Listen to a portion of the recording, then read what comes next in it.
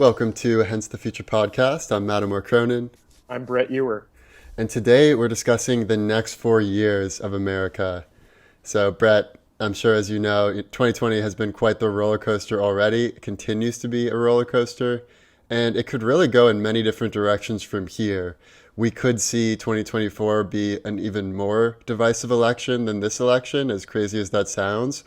We could also see a unification of the country where 4 years from now we look back at the current era and think, wow, how crazy and divisive it was back then. So there are many ways that reality could go from here, different paths we may fork into. So I wanted to do a reality check today where we update our predictions based on the latest data we have. Now that we have election data, we kind of see where the country is at after the election and give specific predictions about what we think is going to happen to the nation, to the Democratic Party, the Republican Party, the economy, the culture wars, and the ever-evolving information ecosystem. Does this sound good? Yeah, man, that's a tall order. All right. Yeah. Well, I want to start with some of the good news because we've got a lot of dangerous things we can discuss after that. But the good news for me, I went into the desert this past week in Joshua Tree and just got away from the city and, found out on Saturday that Joe Biden is now declared president-elect. And I felt this immense optimism. And not only because Joe Biden won, but because it was really a win for centrism in my perspective. There wasn't some massive blue wave where, Democrats got everything they want and feel like they have some mandate and superiority. But it's also not like there was a big red wave. Really, in many ways, it feels like it was the best possible outcome we could have had, where we have a Democratic president who's moderate, a mildly Republican Senate. It's looking like it will be. We're still figuring that out, and a mildly Democratic House and a Republican judiciary. So there is some good balance, and I think when you look at the stock market, the prices reflect that the market likes that sort of stability. So I was feeling immensely optimistic coming back from Joshua Tree. And then I logged onto Twitter and I started to see what people were actually saying. And I realized that we are not out of the woods yet.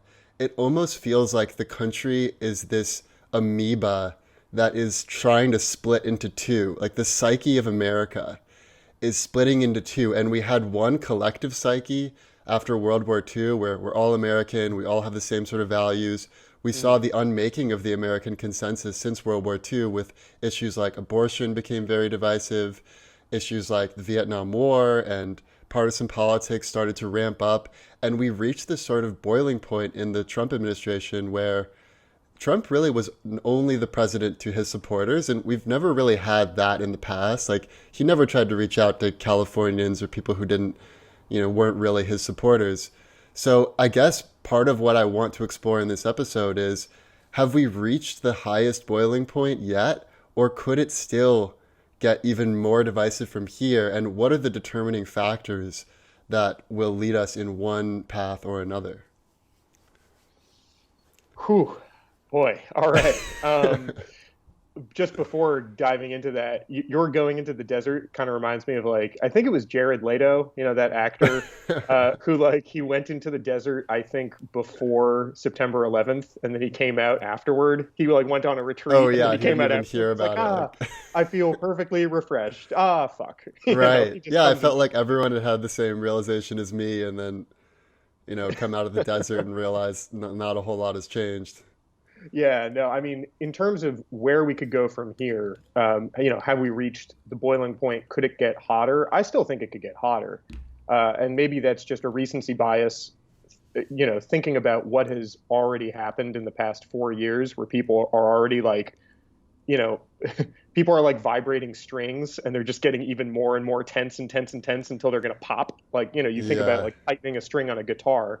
Uh, it's just gotten tighter and tighter and tighter until it just, you know, until the string just pops off the frame. I don't play guitar, so I don't know the technical terms, whatever. But I still think that we have room to get even tighter. I think what President Trump really did was that he exposed, since the since the 24-hour news cycle, and since we've really made politics a sport. Politics used to be something that, yes, business people were interested in, or at the very highest levels they were involved with, but we never considered, the idea of saying the captains of politics and industry and arts and culture as though you're putting them all on the same level is sort of a mistake. Politics does have the ability through government to affect all of those things, and to, in a functioning system, really have the final say. But since the 24-hour news cycle, where you have to fill content constantly, it incentivizes this sort of circus treatment of politics, this sort of sports treatment where it's much harder to hash out some kind of deal, to do the old, like, what we imagine LBJ would do, the deal making, like Right. the DC of the 1970s, where you used to have like steakhouses and you used to have people, rubbing elbows and do all that. I mean, that's gone. And instead, what you have now is this hyper partisan kind of football game. And so I think what was so novel about Donald Trump was that he just completely stripped the varnish off of he stripped away any pretenses of like dignity and civility in this whole exercise. And so what I think is more likely to happen is, and this is such a hack point, but it's closer to reality than we probably think, is we're going to probably veer more towards like an idiocracy kind of approach to politics. That's not saying that people who are getting involved are stupid. What it's saying is that politics and how it is conducted on a national scale is going to be more earnestly reduced to entertainment, and it's going to incentivize both of the adversaries in our system, left, right, Republicans, Democrats, to capitalize on that, meaning that you're going to nominate for highest office people who probably aren't really qualified to be like leading armed forces or things like that, or being the chief diplomat. There'll be people who have star power, who can be, the cheerleader who can rally the base. The idea of like, do you remember after Trump won, there was some talk by Democrats of like, yeah, what if we nominated like Oprah or The Rock? Right. And it's like, what are you talking about? What qualifications do they have other than being really wealthy? The name recognition is so important now, because that's like, the president in a way is like, if you reduce the entire American populace to one person, that's kind of how a lot of people think of the president. Like, so when you think of America, do you think of, Obama? Do you think of Trump? Do you think of Oprah? Do you think of, this or that? So, and that's different than like, in Britain, there's a prime minister, which doesn't have the same sort of mantle that the president have, where it's not just the person who's the best logistically at running the country. It's also the person who represents the culture. And, I tried to think over these last few days and weeks about what is the real distinction between Democrats and Republicans, and what are each side like fighting for in an abstract level. And it seems to me like, there's some quotes I want to just bring up, and I think it really points to like what is deep in people's hearts when they are a staunch Democrat or a staunch Republican. So first, I just want to bring up a tweet from John Voight where he said, "I stand here disgusted with the lie that Biden has been chosen, as if we all don't know the truth. And when one tries to deceive, we know that one can't get away with it. There will be a price to pay. This is now our greatest fight since the Civil War, the battle of righteousness versus Satan. Yes, Satan. Leftists are evil, corrupt, and they want to tear down this nation." And Mike Cernovich tweeted, "It's good versus evil. The lines are clear." So I think when we think about like the right, there is this sense of it is good versus evil. And when you put it in that framing, then it doesn't matter so much what the facts are. It's like, oh yeah, Biden may have legitimately won all the votes. And when you look at the court cases and the evidence, and I've thoroughly looked in to see if there's any legitimate evidence for voter fraud, and there isn't any. But when you put it in the framing of good versus evil, it actually would be the righteous thing to save the nation, even if you're going against the facts. So And like, another just quote I want to bring up that, further illustrates this point. Sam Harris had this revelation where he came to realize why people love Trump so much. I think we may have touched on it last episode, but Mm. he pointed out that it's not that people love Trump despite his flaws. It's that people love Trump because of his flaws. So he talks about how Trump is like, he's like fat Jesus. He's grabbing by the pussy Jesus. I'm going to eat a cheeseburger for every meal if I want Jesus. Go back to your shithole country Jesus. So if you're the type of person that just wants to live your life independently, I don't give a shit about, any sort of political correctness. Like, I'm going to do me. You can't tell me what to do. Don't tread on me. That is appealing to a lot of people. And it tends to be more rural people because they live more independent lives in general. Mm. And then when you look at on the other side, on the left, it's really all about righteousness and, oh, you're not doing a good enough job. You have racist tendencies. You're biased. You have privilege. You need to check your privilege. And it's like overly this sanctimony and this feeling that no one's good enough and everyone needs to be punished. And part of like what's I think unique about the left and the right is that the left will use that sanctimony against their own group. So if the roles were reversed and there wasn't evidence for voter fraud, and let's say Trump won by a landslide, I guarantee you, like, if some Democrats said Biden won and there wasn't actual evidence, so many Democrats would pile on and say, like, what are you talking about? Look at this, look at that. But Republicans have this certain religiosity to them that allows them to band together in a way that Democrats don't band together. And, I can see legitimate arguments and points on both sides. So I guess my question to you is how do we get past this abstract war that's going on between, like, really for the soul of the nation? Yeah, I mean, I think that it is a cultural divide that's not going to go away anytime soon. And the way that it will change, maybe not fully go away, but that it will change is the norms of younger people will ascend, Mm-hmm. and the norms that are attached with older people will depart necessarily as they die. And then, the cycle will continue. It's just which norms are common amongst all people of a certain age. That's generally how I approach Yeah. it, and generally how a generation reacts to or interacts with. I think is a better characterization. How it interacts with the institutions that it grew up with. So, an example of this would be for us, and hey, I know I'm lifting the veil here and maybe exposing what our We ages are, both voted for but Biden. We're both millennials. yeah. Okay, good. Is that, we both grew up with an overarching culture of perhaps maybe not outright fear, but there was a little bit more panic in the 90s. The idea of PSAs during like kids cartoons, the idea of like don't smoke, mothers against drunk driving, like there were these sort of, I don't want to say moral panics, but there was a lot more concern for protecting the youth from what seemed to be a society that had maybe 30 years ago very strong norms, which were then eroding. And so I think right now we're in a position where as people our age ascend into adulthood and into, they fill the institutions, they become middle management, they set customs and norms. There are things which unite all of us that are just going to be, will no longer be controversial.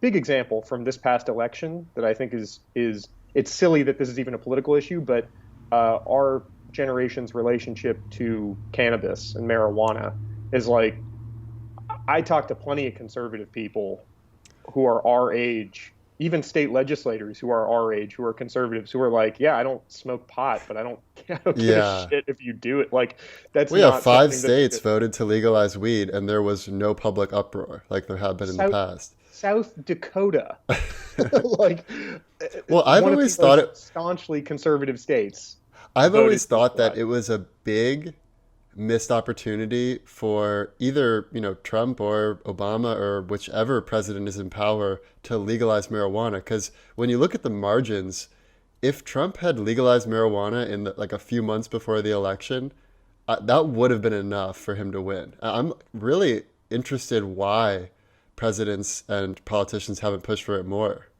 My guess would be that it's an issue that's really it's less a moral issue. That's how we grew up with it, right? As being like, oh, you Right. smoke pot, like, oh, you there must be something wrong with you.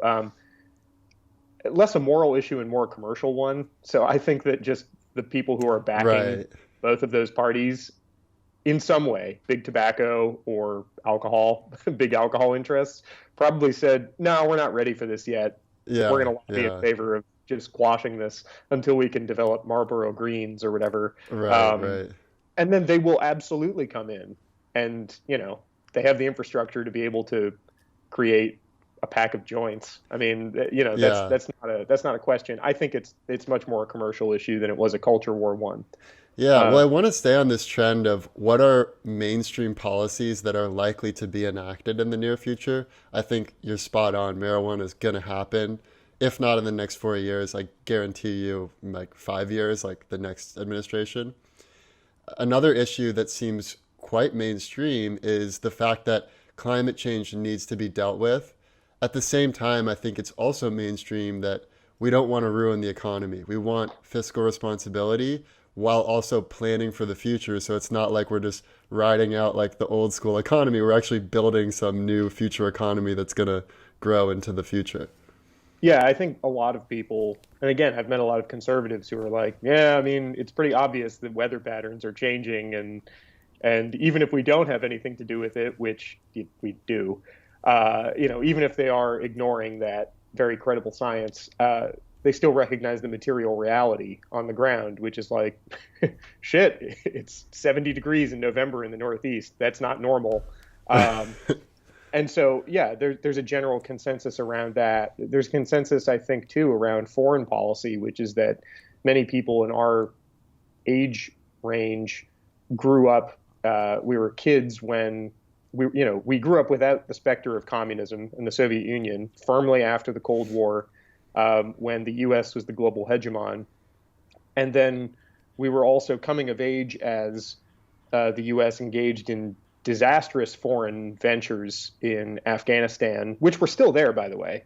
It's almost Yeah, 20 right. years, a 20-year war. I mean, for goodness sakes, and Iraq.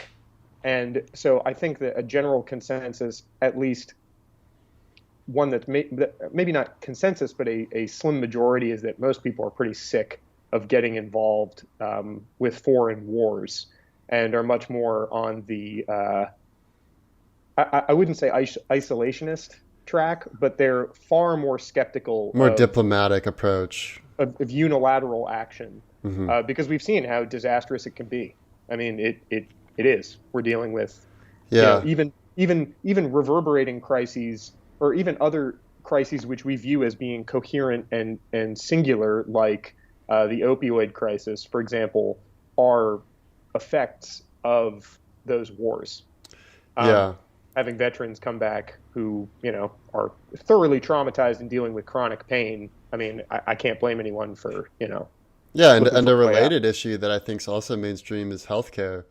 I mean, we are one of the only developed countries to not offer universal healthcare for our citizens. And I think the pandemic has really accelerated people's interest and desire for healthcare reform.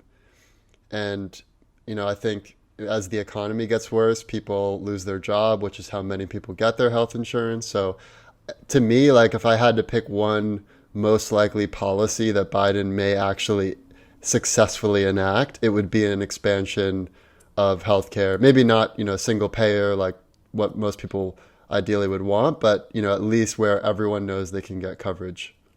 Yeah, and his big issue that he's going to face is that a lot of his more institutional backers. I mean, healthcare makes up like a fifth of our GDP. We run on an economy Right. that is an old boss of mine actually said, like, we run on a sickness economy. We don't actually really treat illnesses. We just, instead of preventing them on the front end, we fix them on the back end, and that means a shit ton of money going to the people that can make insulin, that can, create pharmaceuticals, all of Yeah. that. There's a lot of money riding on it. And so he will have to deal with that institutional inertia of those institutions saying, no, we're making too much cash here. Stop. But I think you're right, too, that healthcare is going to be one that there's a general consensus around. If Democrats were really smart about it, they would introduce something that is at the very barest minimum a public option, because they can get easily outflanked on the left by the far right, by people who, let's say, I won't name one, but a far right senator who could easily say, I'm going to put in place, and this has been said before, this is not a novel concept, I'm going to put in place something called Patriot Care. And it is single payer health care for every American citizen. You have to have a citizenship card. You have to present it at point of service. If you do, then you have no costs, no premium, no copay, no co-insurance, none of that shit. And it would be a great way to shore up conservative voters who have, either racist or nativist angst against people that are recent immigrants who have come here. They want to create that distance. And so one way to do it in a material sense is, instead of forcing people by circumstance to be farm workers or something like that, is to say, I get government health care and you don't. Yeah. So, that's something that Democrats should really be smart on. It's almost like you win votes by putting in place policies that make people's life better. Right. Yeah. Well, I mean, that is one of the legitimate, tried and true, tested ways of going up against a populist. Yeah. And just another thing, I think it's interesting you mentioned employer health insurance. That was, I believe, that first came about in the late 1800s.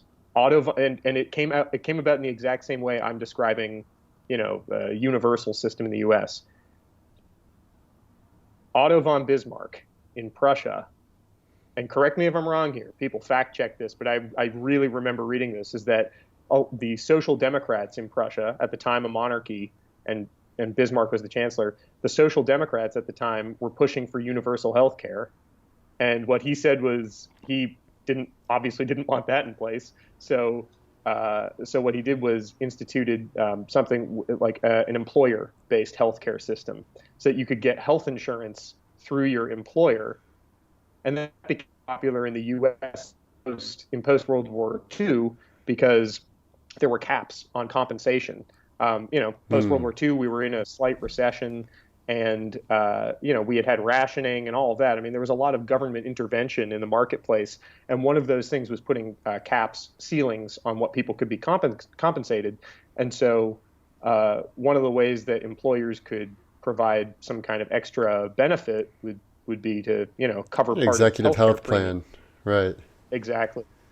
So I would just say be smart about it and turn up the volume a little. Yeah. But yeah, I mean, when you look at the trends in the workforce, like, for instance, like, Prop 13 in California just passed, where now, or I think it was 13, but where now if you are an Uber driver, a Lyft driver, Instacart delivery or whatever, you are specifically exempt from the company needing to offer you healthcare, employer-based healthcare. And the fact that won, it shows that this model of having healthcare tied to your employment is no longer, maybe they just had a really effective ad campaign and that's why people chose it. But at least based on that measure, it's no longer what people think makes the most sense. And part of why it passed is because the status quo is that you don't have to provide healthcare for Uber drivers, Lyft drivers, DoorDash, whatever. And so it just seems like we're fighting the natural progression of things when we try to still tie this to employment. And when you look at, it's like global, Max Brooks was on Bill Maher the other day, and I love this one quote he said where he said, globalization ripped one half of the heart of America out, and automation is going to rip the other half out. And unless we do something that actually raises the floor, I'm not talking about socialism, but just raises the floor of how low people can fall to, we are going to have serious upheaval. I was reading this other researcher who studies biological populations and also human civilization rise, decline, collapse. And the biggest tell for whether a civilization is about to fall is if it becomes too top heavy, meaning if there are too many elites relative to the population. You see this in Rome, you see this in France, like all of these different societies. And right now, like, because of the way the system is structured, where capital gains taxes are far lower than income taxes, like the actual money you get from doing work and building things, And the fact that so many people, once they've become wealthy, they just invest their money and they don't actually contribute real value to the economy. The economy is becoming super top heavy. We're at the end of the long-term 100-year debt cycle. So lots of indicators are flashing red right now. And I think what a lot of people who are wealthy and powerful don't realize is that unless you do some sort of, support for the people that aren't making it, it's going to be worse off for you too in 4 years, 10 years, however long it takes. 100%. I don't know. Probably some pundit on Twitter or something who made this observation that like the trend right now, everything that you've identified, I agree with. The that inequality, in particular, that inequality and concentration of wealth at the top, and there not being really at least something close to an equitable distribution, leads to social decay. A Twitter pundit made the same case and compared what the future of the U.S. could be to what Brazil is now. And I say this not knowing too much about Brazil and its internal structure, so take it with a grain of salt. But that is pretty similar to what. You have an elite which is well moneyed and is effectively global. I mean, it can travel pretty easily. It's there are little restrictions on their ability to live unencumbered, luxurious lives.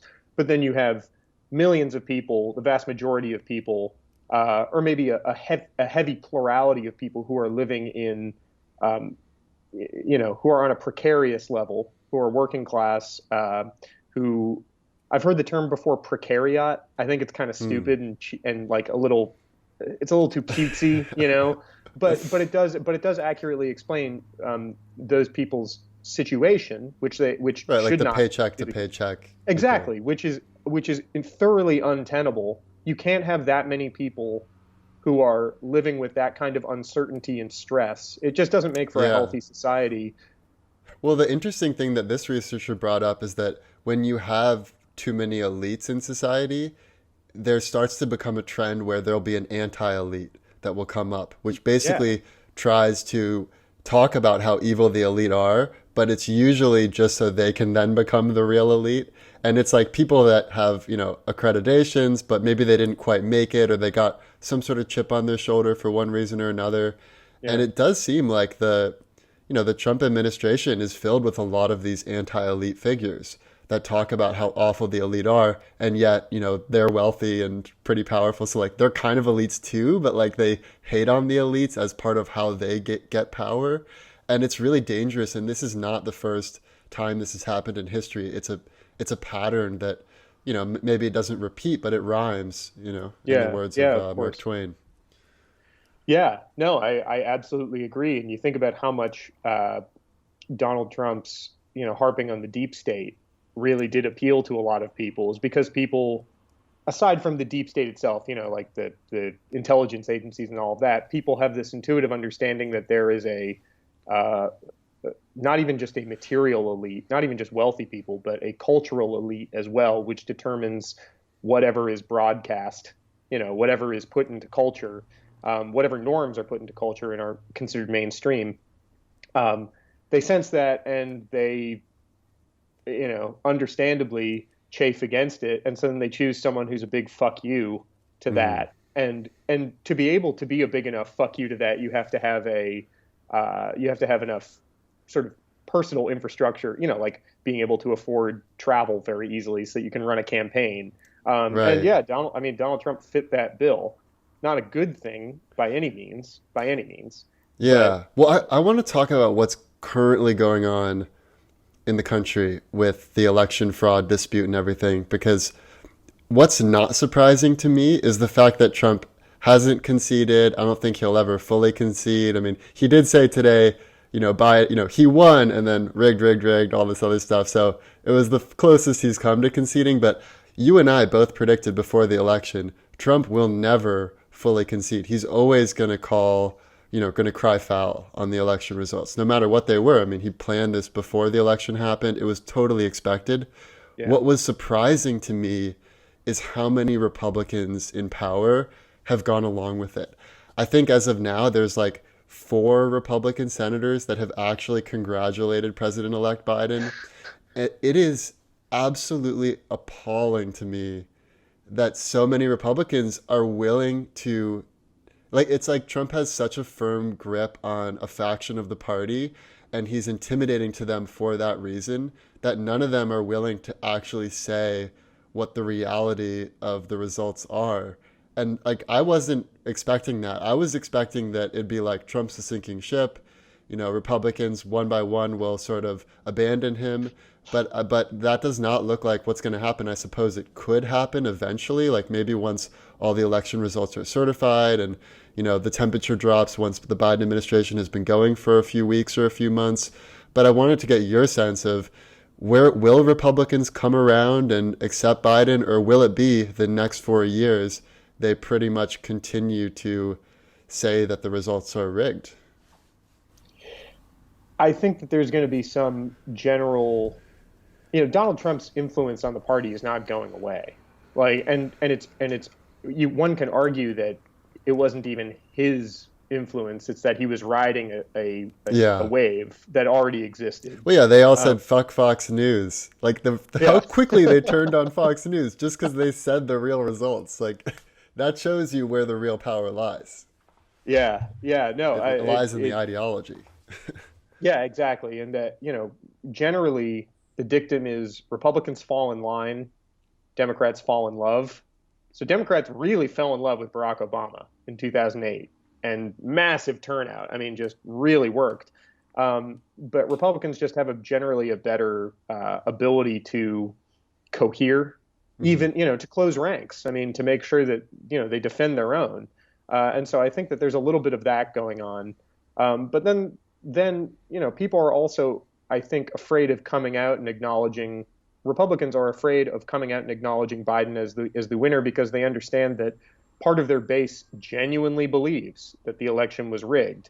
And so from a political standpoint, from an individual standpoint, a politician's standpoint, like a game theory perspective, it doesn't make any sense for you to come out and say, congrats, like, yay, you won. Right. Well, plus there's still the Georgia runoff, so there's also like, well, maybe this will get the base all fired up because they think that democracy is in shambles.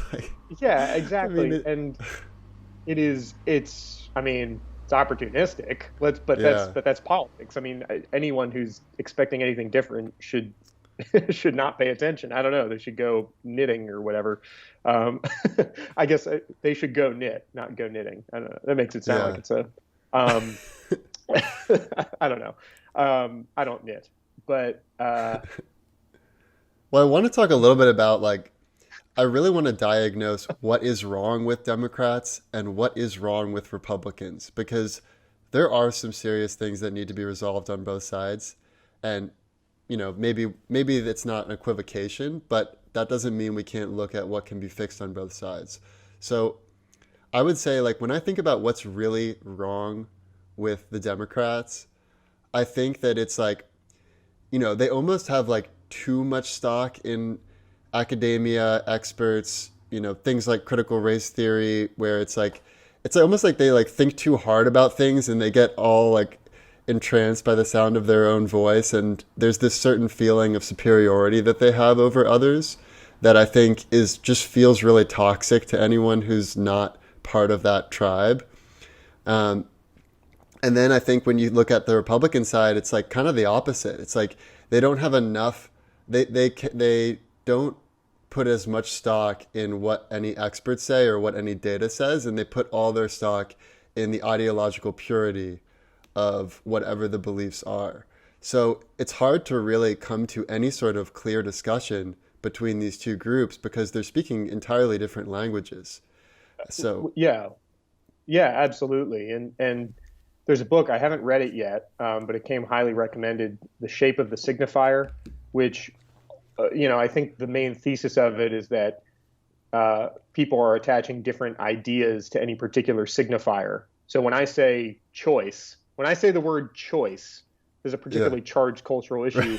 If you're a conservative, a social conservative, you might hear choice and go, you'll think you'll access your sub drives, right? You'll go Right, like right. thing like subfolder, like you'll go, okay, abortion, and then you'll go bad, right? I was Yeah, thinking algorithmically there.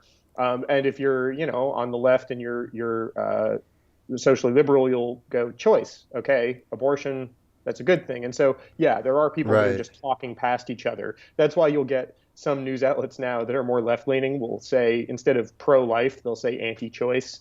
And you'll say, and conservative outlets have been doing this for a while, which is saying anti life to right, refer to. right. So, it's, yes, people are definitely talking past each other, but I think it's interesting you bring up that, the um, how generally for the Republican Party as a whole, for that coalition, there is a sort of people kind of brush aside data Hmm. or facts or theories without really necessarily considering them on their own merits, and then more adhering to an ideology.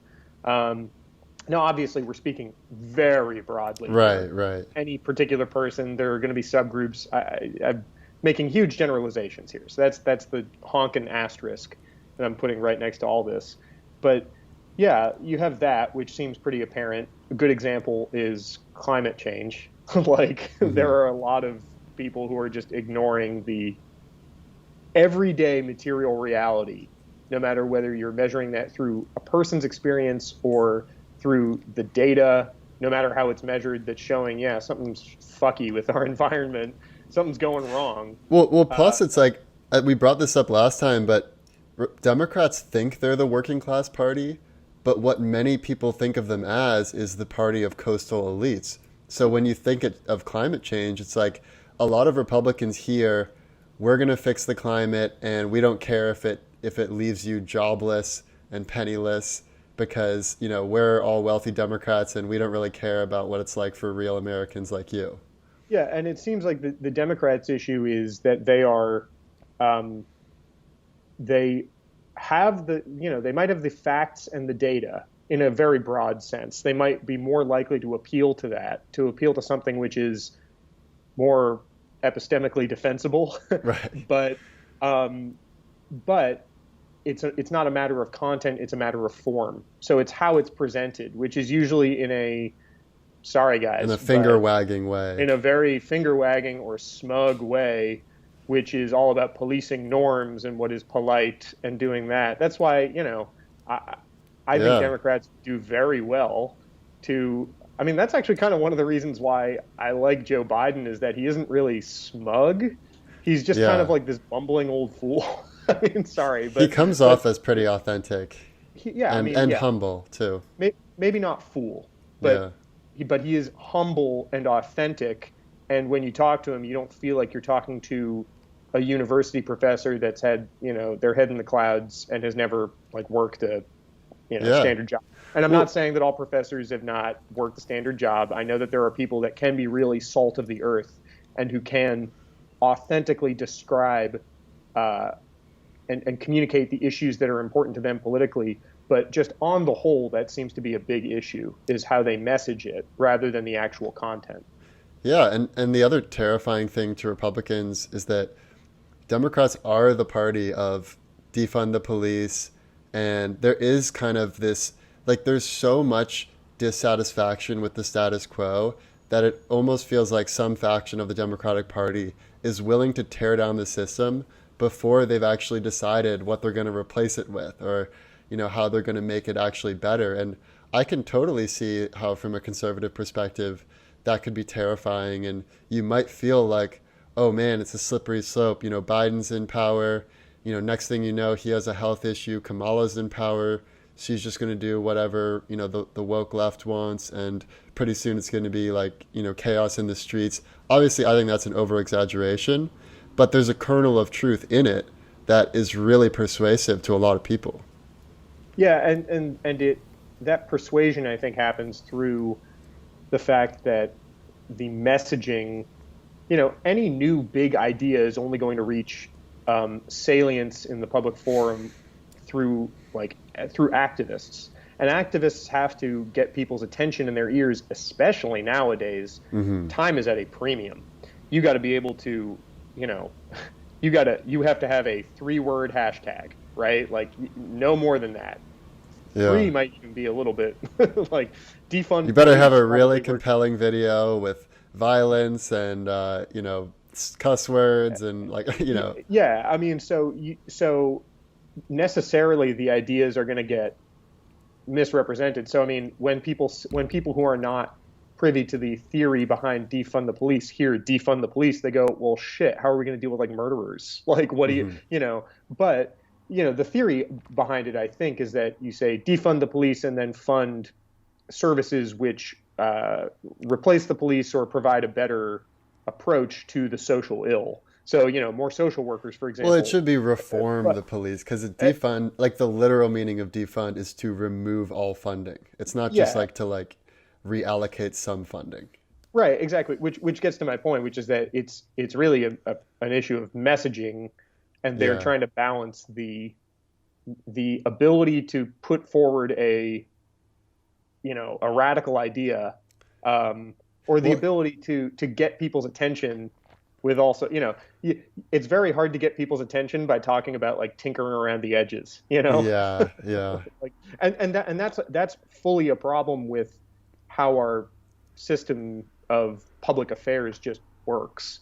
uh, I don't know, yeah. I'd have to think about how Well, I to. wonder if it really is just a messaging issue or if there is a little bit of bait and switch that happens with Democrats where they make all these promises and then once they're in power, people's lives don't tend to really change that much for the better.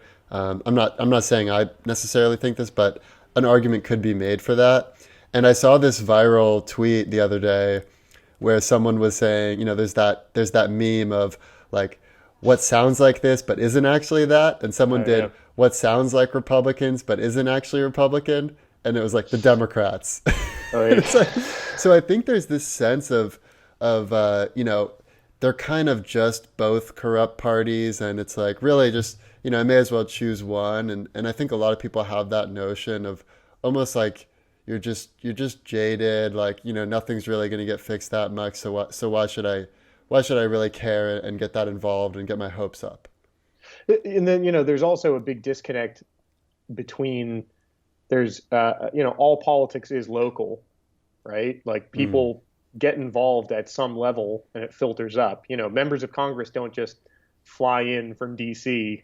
They aren't like hatched in eggs. They aren't like those matrix pods, and they aren't just like taken from DC and put into a district. They usually come from that district. They're usually like an attorney there or a state legislator or whatever. Um, so there's balancing that politics is going to be local, issues are going to be local at the very ground level necessarily, um, and that uh, contrast now with everyone's access to national media landscape. So now you have Democrats who are in fairly conservative areas, maybe like Missouri or whatever, then having to defend something that someone in New York might be saying because they have Mm. different constituencies, but they have the same label and they're part of the same coalition. So they do have to kind of defend each other. But I want to get out ahead of this and say that I don't think it's necessarily, for the people that are running in those conservative districts as Democrats, I think it's incumbent on them to message the ideas that those other members might be espousing. They just need to figure out how to message it to their people. Yeah, It's exactly. hard. It's not easy. But you do need to be able to figure out how to do that, and they're best positioned because they're from the district. They know how to speak to people. That's their neighbors. It's Yeah. their friends. Well, you touch on a really important, what I would consider an X factor in what's going to determine the future, and that is the information ecosystem. And we're in this information ecosystem right now that's pretty novel in the history of everything we, we know about. I mean, the fact that you can log on to Twitter or Facebook or whatever your information stream of choice is, and you automatically are rushed up in this stream of information. And it is incredible and amazing the fact that I can see what someone else is thinking on the other side of the planet, and that may spark an idea that I have, and I may start a business. So there's a very real positive for it, but it does feel like we're in this adolescent stages where people haven't adapted to all the manipulation and things that can go on in the information ecosystem. And you can see that I think there are completely legitimate concerns about censorship and limiting free speech, limiting what people can say to another. I also think there's legitimate concerns about the fact that we are diverging into two different realities. It's like I when I think about reality, I think about a cybernetic collective. Like, do you ever play with those like kinetics? Like, you know, those like kinetics things that go together where there's like a ball Yeah, connect. or connects, yeah. It's Yeah, like an yeah, yeah. atomic structure you'd see in science class, but that's what the reality of the world is. It's like, you know, I have my little collective. I talk to you, I talk to Kip, Justin, like Maria, like those are the people closest to me, but it branches off in all directions so that we're all connected to each other. And we were very much connected, you know, like I said, after World War II, but it does feel like the collective is getting stretched thin, and it's grouping into two large groups, like the mainstream, like maybe a little too left, a little too sanctimonious, like that big sphere, and then this other, you know, sort of facts don't matter, I drink liberal tears for breakfast, you know, that kind of thing is also veering off in its own direction. And you know, part of when I think about like where does this lead, it's like, yeah, maybe we can all stay together as one, or maybe the US splits at some point. But then it's like, how would it even split? Because we no longer have geographic divides. We have ideological divides. So I don't know where that leads, and I'm still trying to figure out my take on the future. And I keep ping-ponging between optimism and pessimism. So I'm curious where your head's at with the information ecosystem. You know, I think those divides that you just, talked about have always been there. It's just that information makes me sound like it's like, oh, the 90, the information age. But those means of communicating have exposed all of the differences. And so while it used to be, another example would be, it used to be really expensive to fly everywhere back in the 50s. And so you didn't really do it. You just kind of you hang around where you live, right? Like, and you Mm-hmm. know your people and you know your customs and your basic premises that underlie your community and your worldview and all of that. And now we're seeing such interconnectivity that happens so quickly, but we have not caught up with how our customs have not caught up to that level of interconnectedness. So we're kind of feeling the growing pains of that right now. I think what's going to happen is, optimistically, people will generally just become far more tolerant of each other's external differences, whether that's immutable qualities like skin color, ethnicity, all that. This is my hope. Yeah. That they will become, less sensitive to those, because anyone that is naturally, very sensitive to those can instead just bury their head into their own little online community. That's like an effective Echo chamber. outlet for them to just be their own, to be closed-minded. Mm-hmm. So that's unfortunately the optimistic view. I think the pessimistic view is that the growing pains will be too much, and that people will actively start cultivating their communities to be like what their echo chambers were, so that you have places that are maybe traditionally a little bit more conservative, maybe like in the Deep South or something, where they become even more conservative. And, then the only thing that's unifying us as a political structure is, that we're more in something like the Articles of Confederation. Really hope not. Those suck. But, where people are, where there is more discrete geographic areas where people think a certain way, and that we just accept that. I really hope that's not the case, because I think that makes us weaker, to be fractionalized like that. Well, given that we could go in this optimistic path or this pessimistic path, what's your thought on censorship? Should we be like, on the extreme freedom of speech view, we should not even put a disclaimer on any of Trump's tweets. Like, everyone should be able to say whatever the hell they want. And, the number one social media app right now is Parler or Parlay. and their whole thing is that they don't censor or even, put any sort of ban or anything like that. On the other side, you have the idea that anyone who says something factually incorrect, that should not be able to go into the information ecosystem. And even beyond that would be like China, where it doesn't even matter if it's factually incorrect. If it goes against what is, quote, good for the country, it should not be allowed in the ecosystem. So I'm curious where you fall in that spectrum. I tend to be far more on the side of free speech and Yeah. permitting people to say whatever they want to say, no matter how no matter how batshit and just Yeah. insane, untied to actual reality. Because I think that the benefits that come from allowing people that freedom of expression, whether that's through art or interesting ideas that advance society, uh, I think it is far more dangerous to restrict those, and Yeah. that what we need to do to counter the people that are just loony and saying things that aren't true, factually just incorrect, is that, and this is a hard position because it requires that we do a lot of work, but you actually have to combat that by saying, no, you're wrong, and here's why. It's Mm. always harder to rebut and refute someone, because you have to take their quote and then explain why it's wrong. You can't Yeah. just Yeah. say a counter quote. Well, yeah, You have that's to it's Paul Graham's hierarchy of disagreement. Like you have to yeah, actually exactly. refute the central point. Exactly. And it's exhausting and it's tiring. And I completely understand when people say, I can't, it's much easier to just censor the stuff that's clearly bullshit and move on.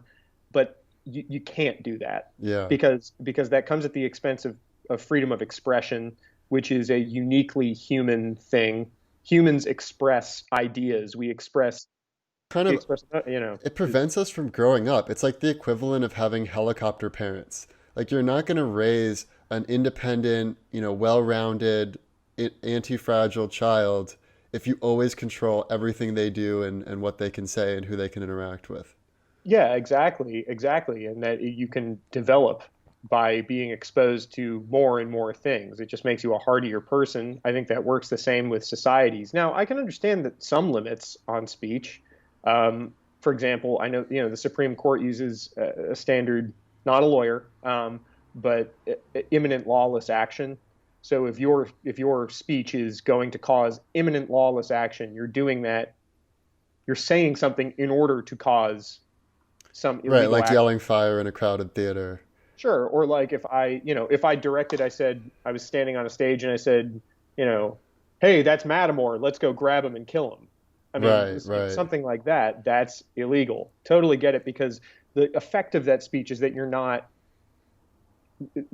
are not conveying an idea. If I said, I think that it would be good policy for us to grab Mattimore and deprive him of rights, then that would still be protected because you're advancing an idea. You're not Yeah. trying. And this gets into the whole, speech act theory and all of that, which is its own episode entirely. Right. Um, Well, it is this immense gray area because I think a lot of people would say that Trump denying the results of the election is sort of the equivalent of shouting fire in a crowded theater. It's like, but again, like I don't personally think that you should be disallowed from seeing his tweets. Like I think everyone should be able to see whatever the hell they want on the internet. And but at the same time, I kind of go back and forth of whether the labels are good. Like I do think there is something to be said that where you can actually in one tap you can see the actual election results. So it's really easy for you to get the real facts. But then a lot of people on Twitter were showing all these historic examples of how I saw ridiculous it would this. be. Like Galileo's like, the earth revolves around the sun, and then it's like theologians dispute this Yeah, right. dispute this Yeah, claim. I saw one with Paul So Revere. That yeah, was so it's like the British are coming, taxes are too high or something, like and it was like sources, learn more like about yeah, learn more about British tax policy, which is interesting. I mean, I can understand Twitter. It's a private entity that has way too much influence on political life right now, way too much. And so I can understand why people go, "Hey, this is wrong of Twitter to be doing this." Um, it is a private company, so you could always make the argument of like, well, just go to Parlay or right. whatever, Is it Parler. the public Uh, square, isn't it? but I don't think it's that easy to just say, just go to another one. It's like, well, the president's dictating policy on one. So Yeah. one clearly has supremacy.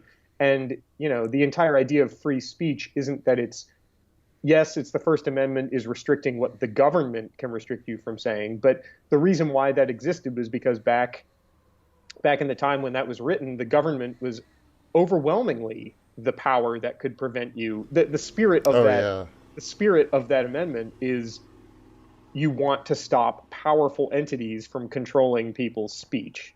And Hmm. so if we carry that spirit going forward, you could easily say that a tech company which has the ability to, I mean, I don't know what Twitter's permissions are on my phone, but guaranteed it can probably see where I'm going every day. Yeah. Just using, geodata. It Well, can what do you probably, think of this idea that Jack Dorsey had where you can basically anyone can choose their own algorithm. So if you want an algorithm where everything is nice and happy and there's only like good, confirmed facts that are positive and there's no hate speech, like you can do that. Like by all means, like implement that algorithm. You can select it from a drop-down list. Or if you want the algorithm that just gives you exactly what you want based on your engagement, which is what we have today, you can do that. If you want an algorithm that is all focused on giving you both sides, you can do that. Like, it's an interesting approach. yeah, it's an interesting approach, but it's like, okay, how many algorithms are you going to make? And is it just going to be personally tailored? So then all you're doing is you're just making a consumer happy, which is the point of Twitter. It's a for-profit company. It's there to make shareholders happy. Probably means making consumers happy so that they can continue to get ad money. But the point I think of free speech and having a marketplace of ideas, which is kind of a stupid phrase, but I'll use it, is the point of having it is that people can say things and there's just total sunlight. I can have a shitty take on Twitter. I can have a shitty take on this podcast, and someone can come and say, hey, your idea is stupid for XYZ reasons. And it's incumbent on me to have the intellectual humility and to not be so married to my ideas to say, you know what, you're right. Hmm. but that's too many people are not able to do that. They internalize their ideas and make them part of their identity, and so they are unwilling to admit if they're wrong. Right. Or Well, I so. think the other, there's this other trend that I've been thinking about, which is this sense of a lack of meaning in people's lives, where, especially, after the lockdown, when people are stuck at home, maybe they don't have a great career path in front of them. Maybe they don't have a great relationship. Maybe they, don't have the same religious beliefs that people in past generations had had. And so I do feel like there is this lack of meaning people's lives, Yeah. which is creating sort of like an existential crisis. And people are clinging to politics to fill that void. So part of me wonders, like, even if everyone got exactly what they wanted. Like, imagine if every Trump supporter got what they wanted, every Democrat got what they wanted. Would they actually be any happier? No, and it goes back to what we were talking about earlier, which is that it's a football game. Like Mm, politics isn't about policy or making people's lives better. It's about I've chosen this team. I was having a conversation with someone recently who's a really, really smart person, but they were commenting. It was specifically about the Amy Coney Barrett hmm. hearings where she held up her notepad Oh yeah. which didn't have any notes on it or something, and they were making such a big deal about it. And I was like, does this does that particular instance fucking matter? Like, I mean, it does in the sense of it's part of a long chain of, leading to someone who could be politically influential in terms of determining policy. But the fact that you're focusing on this one scenario Right. within the overarching thing, you're not focusing on the important thing here, which is policy, which makes people's lives better. You're focusing on this. It just showed, it's a football game, Yeah. and people do derive part of their identity from their team affiliation. You Yeah. know, Well, I think that's a really good place for us to take a pause and then go into the future scenarios for how we think this football game is going to play out. All right, let's talk about the worst case scenario. Worst case scenario.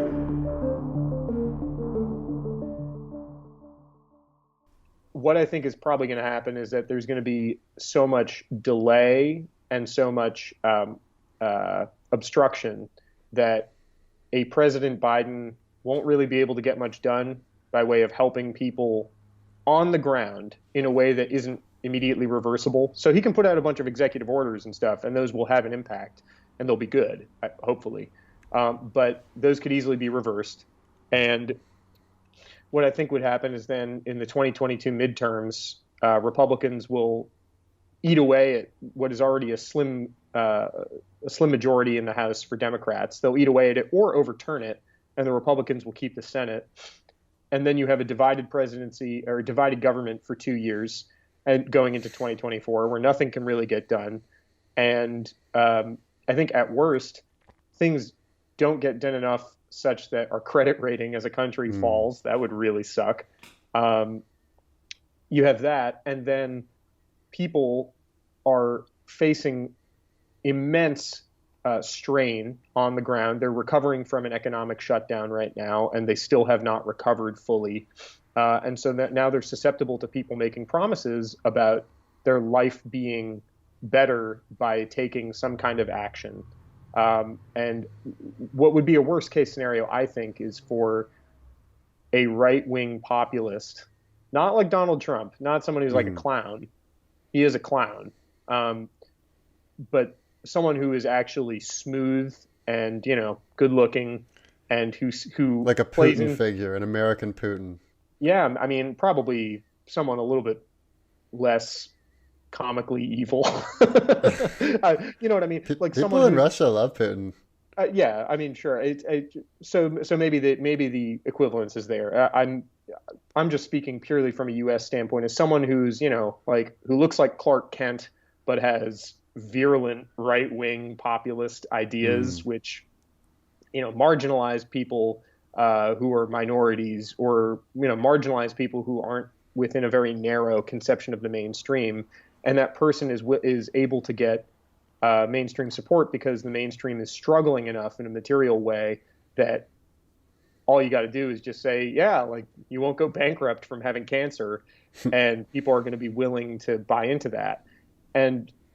And that would be pretty dangerous, because then in 2024, you'd have, at least another 4 years of action that's probably not going to be taken for climate change, which we need to do. And the window there is getting smaller and smaller. And as that window gets smaller and smaller, the U.S. itself is not in a hugely precarious situation there compared to like equatorial countries. What I fear is that it will become the norm as those countries struggle and people are leaving, people are becoming refugees, that it will become more and more the norm, empowered by these kind of right-wing populists, for us to forget that those people are human and to reject them from the border and effectively consigning them to environment death, which is a crime against humanity as far as I'm concerned. So that's that's the worst case as I see it. Yeah. And if you want a piece of fiction which really crystallizes that, it's Please. Children of Men. Children of Men is a haunting, scary, and I think disturbingly accurate vision of the future. One that we should be desperately trying to avoid. Yeah, and for listeners who haven't seen the movie, it's a future where essentially London is the last refuge of civilized life, and everything outside of the city's walls is just absolute pandemonium. And also they have fertility issues, so no one's having more kids, and it's a result of climate change and pollution. So yeah, I think that a lot of that resonates with me.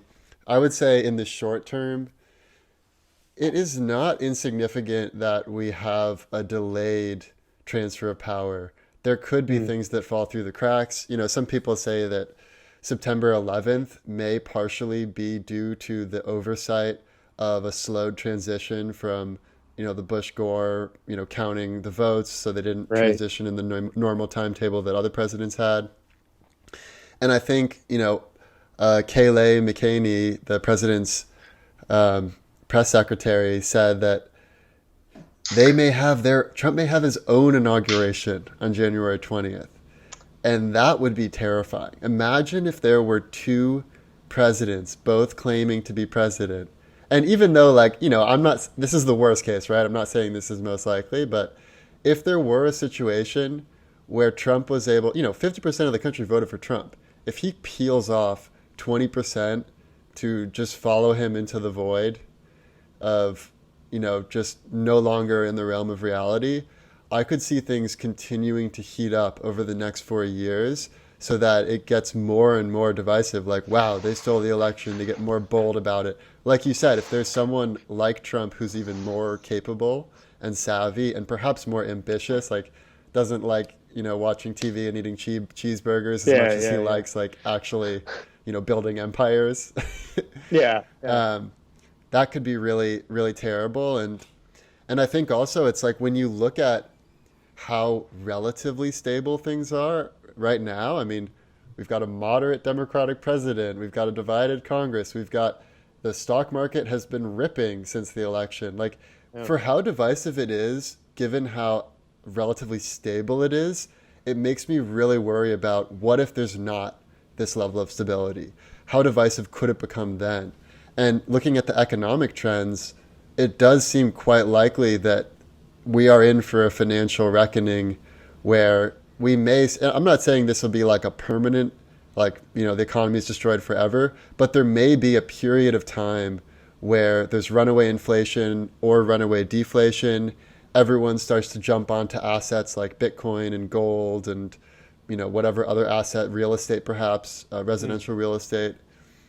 And if that happened, like that's when there tends to be some, massive, like things like wars, things like dictators taking power. So there's a lot of long-term trends that are really worrying to me, especially given how stable we are right now. Now, consider this, and here's an optimistic take, is what if those periods of crisis actually created more social solidarity?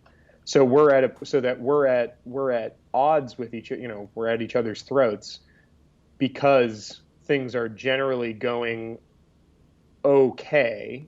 I'm not going to say well. There are a lot of people that are struggling out there, and it's a disservice to them. If things start going like, I'm thinking back like something like for a crisis like that, would there be a greater sense of social solidarity? Would people, there could remember be, but their I think right? the fact that we didn't come together for the pandemic is evidence against that. But I think you're right that if it was like an actual attack on American soil, that's the type of thing that Americans, if anything, they'll get together for that. Yeah. But again, like that would be horrible. So I don't even know if like the net benefit of that would pan out. But anyways, let's turn it around to the best case scenario. Best case scenario.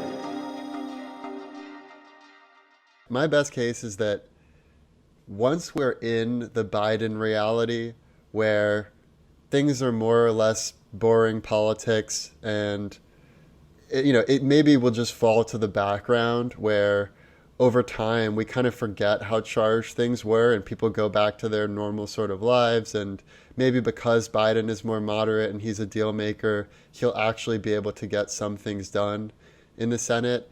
And, we've talked about this before, but I think especially if we address healthcare and if the economy continues to get better and there's jobs with, climate change related government jobs and things like that.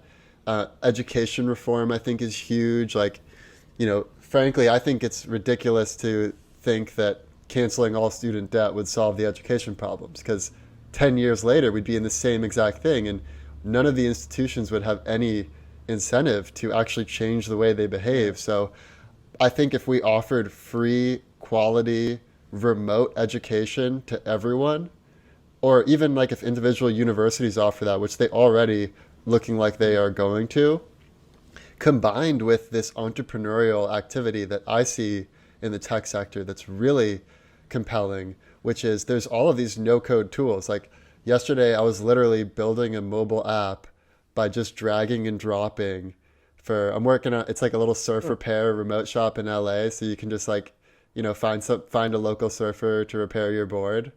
But it's just amazing what you can build now without knowing code. And especially when you talk about like technology and entertainment, there is so much immense growth potential that I think that really, unless we devour ourselves, there are a lot of trends that are working in our favor. So in the best case, we alleviate the worst of the suffering. And I think the best way to do that is by raising the floor. So I believe there should be some universal basic income, but it shouldn't be in addition to the welfare state. It should replace the welfare state. So we're actually becoming more fiscally responsible. And I think if everyone just has like some floor of income, some floor of healthcare, we're going to avoid everything we just discussed in the worst case scenario. And not only that, but I think by having a free and open information economy, we actually have a lot of advantages to a country like China, where we're going to grow up as a nation. We're going to have more ideas. We're going to take wild risks like the American cowboys that we descended from. So I can see a very positive outcome, especially when it comes to decentralized finance. And I think the future of social media and communication is going to be decentralization, anonymity, but also accountability. So just like how in like Reddit or Wikipedia, you can have an anonymous account, but if you post terrible stuff, you'll get downvoted and no one's going to want to follow your account. I think something like that is what we're going to eventually move into if we take the right approach. Yeah, in terms of a best case situation, I mean, obviously it would be great if the government were able to institute what you're talking about, which is just floors, like basic expectations for our society. Like, you don't go bankrupt if you have cancer and you can't afford payment. Like, that shouldn't. Yeah. We can change that. That's a matter of policy. We can change that. You should be able to get free healthcare at point of service, that kind of thing. I don't think that that's likely to happen through government, frankly, at least for the next 4 years. I just don't, unless. It might be Amazon, right? I mean, they're working on it right now. Yeah, I mean, but that is its own kind of on its own raises is sort of troubling in the sense that Amazon is not accountable to the public at large. It's accountable to shareholders. So, I think in terms of best case, I really wish I could give you a concrete one, but I'd say that it would be nice if there were significant leaps in technology in the US, whether that's health technology. I'd really like environmental technology. Like, I think it would be a great way to maintain global. Yeah, like if we're the global leader in decarbonization, that's a great strategic place for the next. Yeah. Just about to say, yeah, that if we are the first among equals in a bunch of free countries, and we attained that status as first among equals because we foster and produce technologies which make people's lives better, and we win people's confidence and their buy-in to the system by actually saying, hey, all these things that are fucked up about the world, we're fixing it. Come join us, no matter who you are, what your background is. You can be from, you could be from a mountain in, Kathmandu or whatever, and you can come here and you can be part of the great experiment that we're working on, which is giving people optimal freedom and the ability to make other people's lives better. Man, that sounded like a Silicon Valley, like making the world a better place. But like, it would be nice to have that. Do I think it's super likely? Probably not. I guess that's another segment of the show, but right.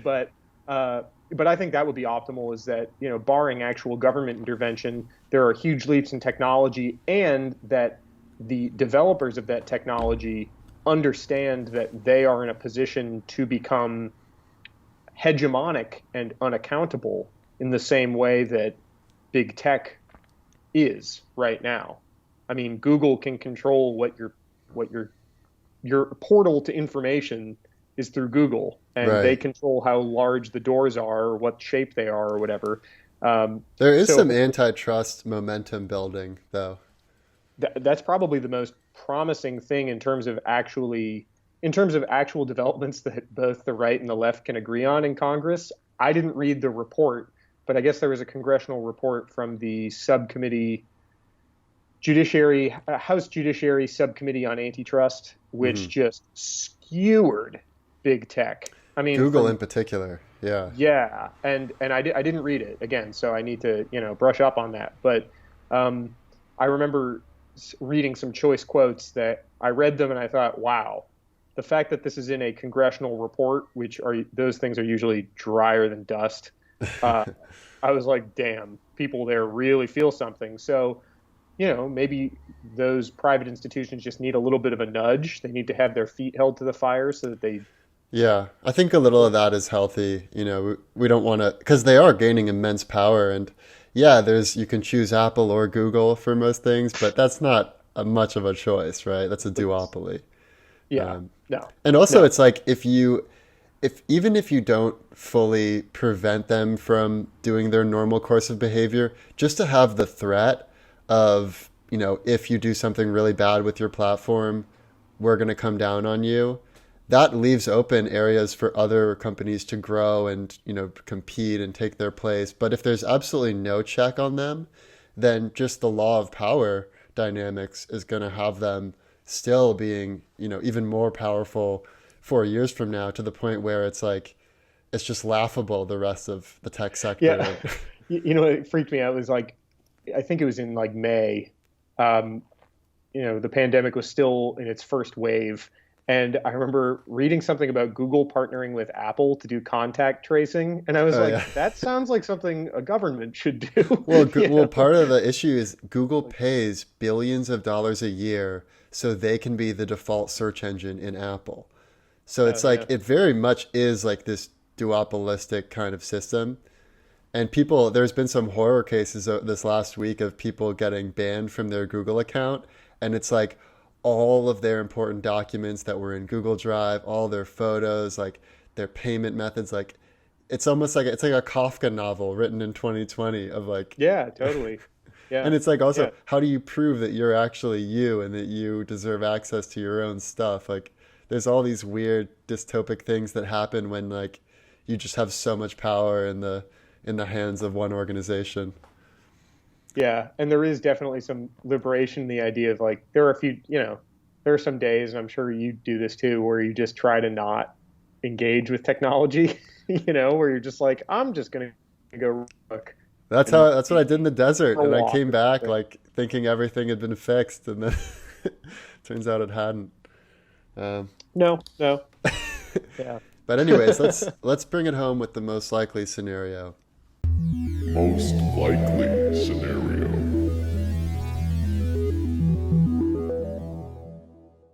So I'll just give you I have a list of predictions that I think are going to happen. And, then I want to hear what you think is most likely to happen. So all right. I think the political temperature in the country will drop once we have a few weeks or months of the Biden administration under our belt. It may not drop by much, but I think it will drop. I think Bitcoin will surpass its previous high by the end of this year, meaning it'll surpass 20K. I made this prediction months and months ago, and it's already almost there. But I think part of my prediction is that we are going to see a transition over the next 4 years from the legacy centralized finance system to a new decentralized finance system. And it's going to happen slowly and then all at once. And it's literally, if you just follow the way the trends are already heading, that will happen. I think every state is going to have its own digital currency. And, so there's going to be the digital yen, the digital dollar, whatever country you like. The Bahamas already issued their own digital Bahaman dollar. And Bitcoin is going to become the gold of the digital world, where if you're not beholden to one country and you like to travel and you like to keep your options open, Bitcoin will be a really sure bet. That may come with a lot of turmoil as we make that transition, especially for people that keep all their money in cash savings account or in poorly managed 401ks. So there could be a lot of tumult that comes out of this transition. I think that smart countries that succeed over the next 4 years are going to offer healthcare to all their citizens. They're going to create an economic floor with some level of UBI and doing away with means-tested welfare, so that people can know they're not going to be totally left out to dry by automation, globalization, and all the other trends. I think that smart countries will also offer free, high-quality remote education, and that's going to become the new norm where, yeah, you can still get the, expensive in-person degree at whatever institution, or you can get like a free government subsidized version of like the exact like same lectures. They're just recorded on video, and it's the best professors in the world, and you can get a great education that way. I also think that if Biden delivers on real stuff, then we will be less divisive in 2024. If he doesn't deliver on real stuff, I believe we will be more divisive in 2024, and the pendulum will keep swinging. And the final thing I'll say is that I do believe that, sort of like what you said earlier, as the younger generations take on the mantle of, the country, we are going to see a lot of incredible new businesses created. And I think especially with technology and entertainment in particular, America, when you look at media, American media dominates. I mean, even just the stuff that's shot in LA alone, it's like everyone all over the world has seen stuff shot in LA. And I don't think that's going away. I see tremendous growth for Gen Z influencers and technologists and the no-code movement and the DeFi space. And so I see tremendous growth potential as long as we don't eat ourselves alive before we can enjoy those fruits. Man, that's a lot of predictions. Put some thought into this one. No, you did. I'll start with the one I agree with the most. I think that there are going to be a lot of countries that feel the pressure to finally institute and implement social democratic reforms that have been a long time coming. I mean, like a long time coming. We have so much abundance in the world that we aren't farming sustainably, but even if we did, we could still probably feed we could come up with ways to fertilize and to feed most of the world to meet people's calorie needs, to make sure that they're perfectly healthy and fine. I really do believe that. That's a political problem. That's not a technology problem. And the same with healthcare. Yes, you might not be able to like pay a premium to go get a nose job or whatever, but fine. Like I'd rather some people with ugly noses than 150,000 people dying of preventable cardiac deaths a year or whatever the number is. So yeah, I can agree on that. I think things I think things are going to cool down a little bit with politics. I really do. There's going to be that base of, we can call them the Trumpists or whatever. I mean, they're far right people who are culturally inflamed, and they're still going to exist, and they might still flare up on the right wings of the party, but they aren't going to be at the center of political spectacle. Like Trump was the center of political spectacle. He was the president. You have to report on the president. Right. But if some guy says some crazy shit and he's just like a backbencher member of Congress and he's just a fucking loon, like, okay, fine. Yeah, that guy's crazy. Like, next story, At least that's what I would say if I were the editor of like Politico or whatever. So yeah, I think things will cool down. I don't think that there will be any decrease in bad faith politicization of things that aren't really an issue. Like remember when Obama was president, one time he wore a tan suit and everyone freaked out about that. They were like, how dare he? How disrespectful. It's like, oh, come on. So that kind of stuff will probably still happen. There will still be those fake controversies, but they will pale in comparison to the real controversies that happen, like where you have, I mean, I've lost track of all of just the ridiculous shit. Yeah. Said that's just inflammatory and unnecessary and just just terrible. What's your prediction for Trump? Do you think he will run again in 2024? Do you think it'll be Donald Trump Jr.? Does he start his own media network? Is the media network successful or not? all of those things aren't necessarily exclusive. Like he could start his own media network. He could be you know, I know that there's one podcast where the host suggested that he become a late night show host, which is kind of his. I mean, that is kind of his shtick, right? Like I saw he likes someone said he's a long shot for replacing Alex Trebek in Jeopardy. to. That seems like a No, poor fit. having yeah, no, I'm good. No, you can't replace Trebek. That's a whole other topic. But but yeah, I think that what's going to happen is he's going to be a sort of a kingmaker for that faction of the party, and they're still going to be that wing of the party is still going to be influential in some sense, and you're still going to have to deal with it. And he's going to be one of the maybe not party elites, but he's going to always be like a specter hanging in the background, crowning people from that faction, whether that's through a news show or whether it's through just influence and infrastructure. He'll still be around. It's just that he won't be at the center of the spectacle. So things hopefully will cool down a bit. And it's incumbent on the media to not just chase a story that has Trump in it now. He's not president. He's not going to be president anymore. Who the fuck cares? He's a loser. like he's I mean, he's more, he's accomplished a lot, but you don't have to focus on him. Right. His reality distortion field is pretty impressive, but Yeah, might yeah. not be the healthiest thing to always be enmeshed in. Of course, yeah. It's like, okay, he doesn't hold the office. You don't need to pay attention to him because he does feed off of that. He feeds off of the spectacle. So I think things will maybe cool down a little bit, and hopefully, it's like instead of like MAGA, it's make politics boring again. Right. like bring it back to being. No one wants to watch C-SPAN, So now the $1 million question, do you think 4 years from now, the average American will be better off than they are today?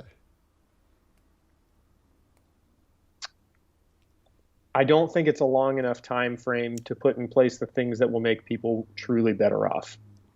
Yeah, And I think 5 to 10 years seems more like the... yeah, absolutely. And I think it's, it takes a lot of time for those reforms to be put in place. Think about how long it took for Obamacare, for the ACA, which was a plan developed by the Heritage Foundation, a right-wing think tank, to be put into place. It took like a full year of negotiating, and then implementation took another few years, and then it was still chipped away at, all the way until 2017, even still after. And that was a half measure. So putting in place a full measure that would actually really address people's issues is going to take a lot more. I see that as being a huge problem to surmount. I think the Bitcoin stuff is interesting though, because so much of nations, so much of their power is wrapped up in their ability to market a currency which is demanded by other nations and by other people around the world. So like the US, the dollar is the reserve currency because people do business in dollars and they need to buy them. The US has never missed a debt payment, so it's sure as it can be. Yeah. There's a market for our sovereign debt. Yeah. But I think people are getting a little bit tired of, us just printing so much money and they're basically stuck with the bill that you're already seeing smart money pour itself into Bitcoin. Like I think Square put 1% of its cash reserves into Bitcoin, and since then it's grown like 700%. And so it's like, it's happening. PayPal now accepts Bitcoin. You can auto invest in Bitcoin. So the train has already left the station. The only question is how long it takes to get to its destination. Yeah. Yeah, absolutely. I think what will probably happen is that power will co-opt new technologies and will use them to their benefit. So maybe that means that the U.S. Well, the Fed is already starting to hold Bitcoin in their reserves. So they're they see how this is mapped out. It's just they haven't let the American people in on it yet, most of them. Yeah. And every person I talk to about Bitcoin, they have one of two responses, if they're not already, an Bitcoin investor. Either they say like, they're just like not paying attention. They're like, oh, whatever, Bitcoin. Or they're like, is it too late? and you know, it looks like the price is so high, so it's like there's this like feeling of like it's too late. Like I really think that it has a way to grow from here. I mean, not investment advice, but this is just what I think is going to happen. Yeah, yeah. No, I back in college in like 20 late 2000s, I held like I had like 3 Bitcoin back when it was like $10 Are a you getting pop. something Or off it the was Silk like Road or what?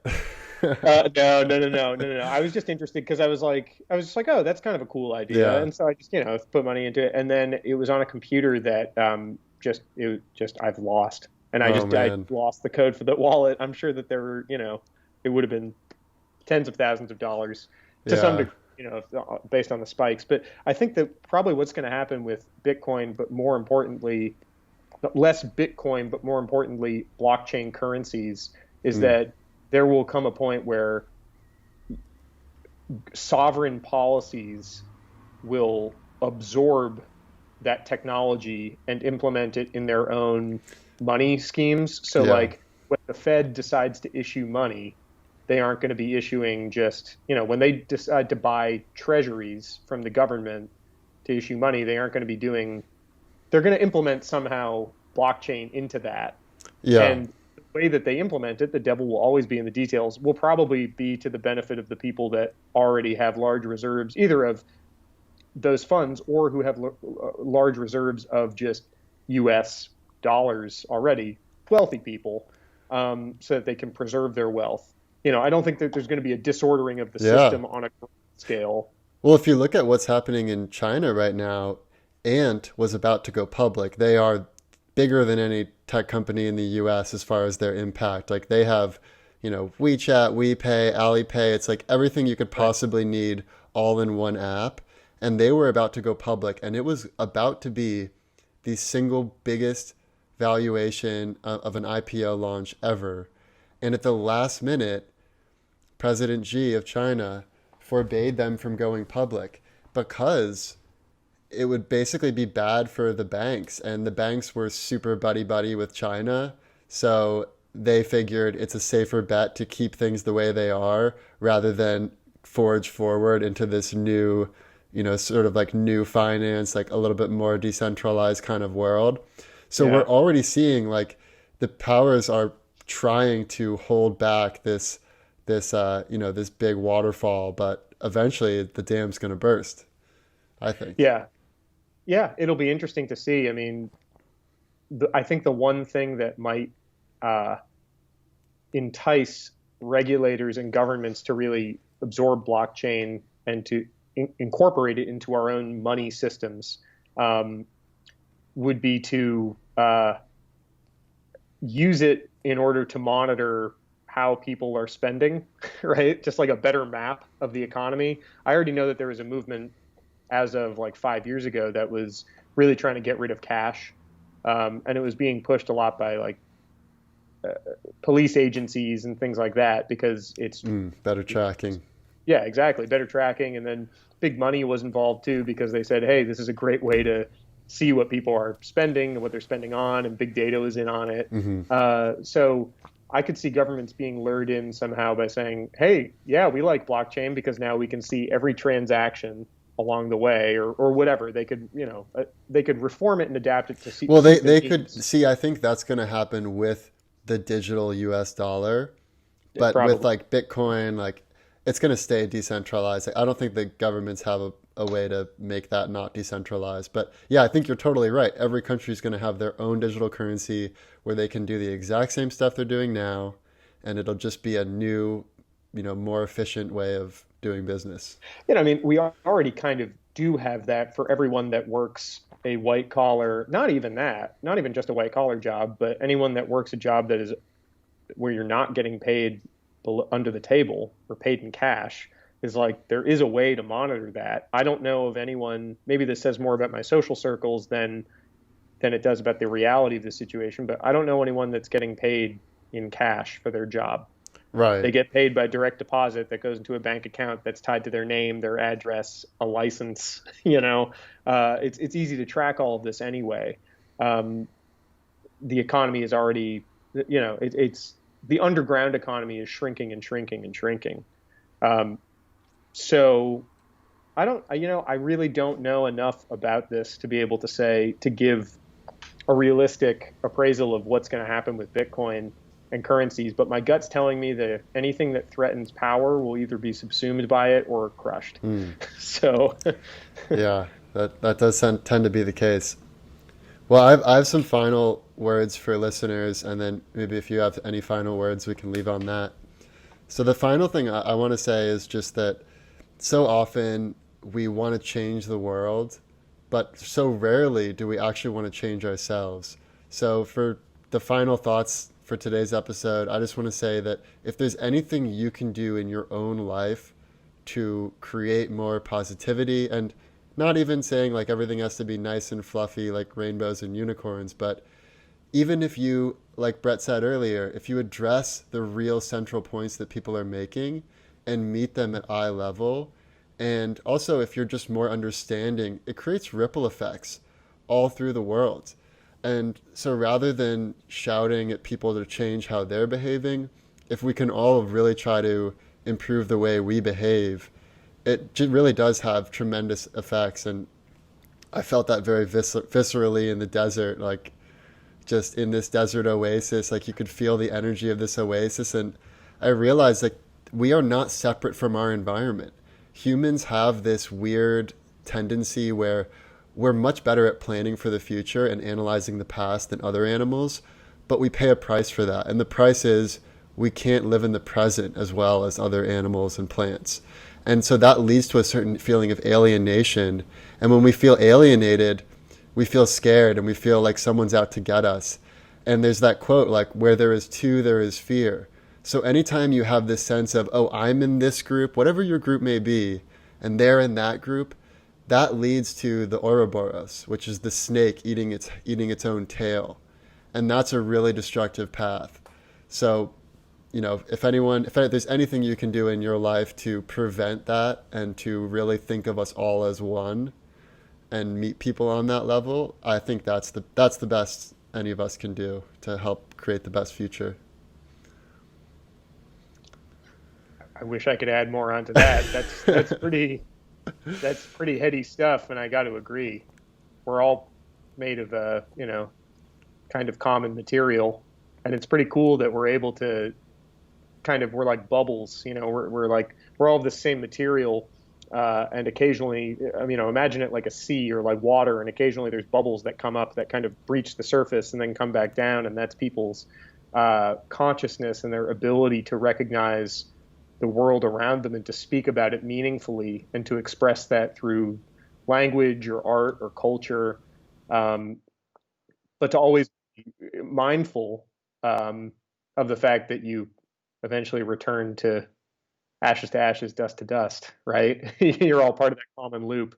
I mean, did you ever have in science class one of those balls that like you can expand it outwards and then you can crunch it up together?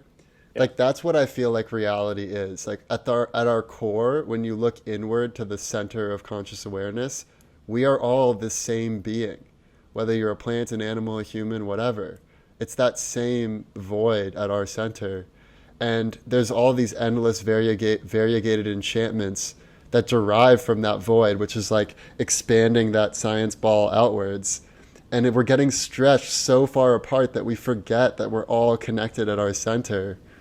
So I just hope that people can remember that. Yeah. People should have a sense of scale, which is that all of the strife that we sometimes indulge in is all, well, it's important, but we give it importance, and we can also minimize its effects on us by looking at it within scale. And one way to appreciate that is just through nature. Definitely. Just going and communing. I hate go outside. No, I mean that's but walk barefoot in the dirt, in the grass, lay down and look at the clouds for 10 minutes. Yeah, I think that's the best therapy. Awesome, man. Well, thank you so much. I really enjoy our conversations tremendously, and you help me, reality check myself. We're gonna So talk about appreciate what that. has happened, Yeah, of course, man. what is currently Awesome. happening, All right, and thank what you, will everyone. inevitably happen. The past, the present, and the future. Our computer is picking up a strange signal. The past, the present, and the future, baby. What's the world coming to? The past, the present, and the future. The past, the present, and the future, baby. The past, the present, and the future. Will attempt to stimulate consciousness. The past, the present, and the future, baby. Behind the strange signal is an alien The intelligence. past, the present, and the future. The past, the present, and the future, baby. It's possible.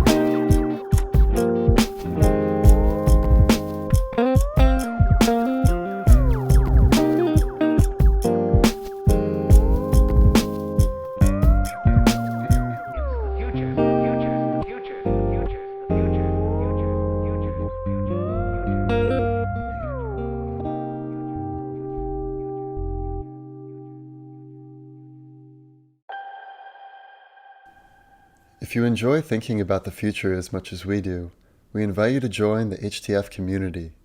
Simply go to hencethefuture.com, scroll to the bottom of the homepage, and add your email address next to the button that says Enter the Void. You can also follow us on Instagram and Twitter at hencethefuture.